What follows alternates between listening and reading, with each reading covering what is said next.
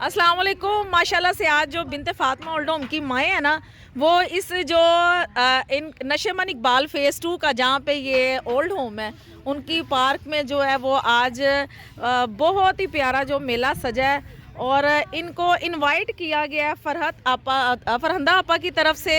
और माशाल्लाह आज जो इसकी ओपनिंग है ना, वो ये इन माओं ने करनी है। खुश हैं सब? बहुत ज्यादा, बहुत ज्यादा, बहुत ज्यादा, बहुत ज्यादा, बहुत ज्यादा, बहुत ज्यादा।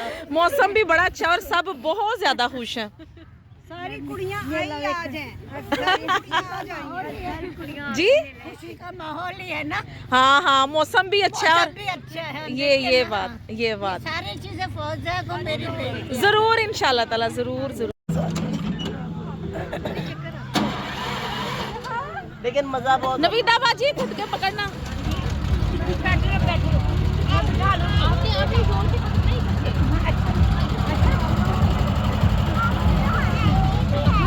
पकड़